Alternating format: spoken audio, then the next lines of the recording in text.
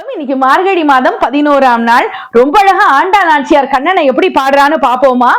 கச்சுக்கரவை கணங்கள் பலகரந்து செற்றார் திரளழிய சென்று செரு செய்யும் குற்றம் ஒன்றில்லாத கோவலர்தம் பொற்கொடியே புற்றரவல்குள் புனமையிலே போதராய் சுற்றத்து தோழிமார் எல்லாரும் வந்து நின் முற்றம் புகுந்து முகில்வண்ணன் பேர்பாட சிற்றாதே பேசாதே செல்வ பெண்டாட்டி நீ எற்றுக்குறங்கும் பொருளேலோர் எம்பாவாய் அப்படின்னு ரொம்ப அழகா பாடுறா ஆண்டாள் நாச்சியார். தன்னுடைய தோழியை எழுப்பும் போது சொல்றா ஆண்டாள், கண்ணன் எப்படிப்பட்டவன் தெரியுமா? பசுக்களிடம் இருந்து பாலை கறக்கக்கூடியவன், தன்னை எதிர்த்து வரும் பகைவர்களை எல்லாம் அழிக்கக்கூடிய திறல் பெற்றவன்.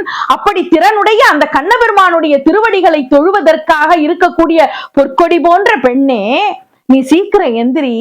எப்படி புத்துக்குள்ள இருக்கிற பாம்பை போல அல்குலை உடைய அழகிய மயில் போன்ற பெண்ணே, இந்த தோழிமார்கள் எல்லாரும், பாவை நோன்பு நோக்கிற தோழிமார்கள் எல்லாரும் அந்த கண்ணபெருமானுடைய நாமங்களை எல்லாம் பாடிக்கொண்டு அவருடைய புகழை எல்லாம் பாடிக்கொண்டு உன் வீட்டு வாசல்ல வந்து நிக்கிறாங்க.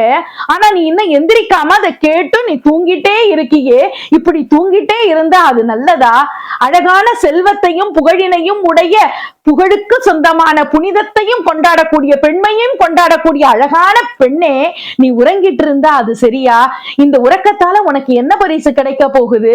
இப்படி உறங்காம எழுந்து வந்து அந்த பெருமானுடைய கண்ணபரமாத்மாவினுடைய புகழையெல்லாம் பாடுவோம், அதனால பேரருள் பெறுவோம் அப்படின்னு ஆண்டாள் நாச்சியார் ரொம்ப அழகா தன்னுடைய தோழியை எழுப்பி, நீ தூங்கினது போதும், உறக்கத்துல இருந்து எழுந்திரி, ஏதாவது கொஞ்சம் பேசு, அந்த கண்ணபெருமாத்மாவனுடைய நாமத்தை பாடி அவனுடைய பேரருளை பெறுவோம் அப்படின்னு ரொம்ப அழகா கூப்பிடுறா. நாமும் அந்த மாதிரி கண்ணபெருமானுடைய நாமத்தை பாடி அவனுடைய பேரருளை பெறுவோம். நன்றி.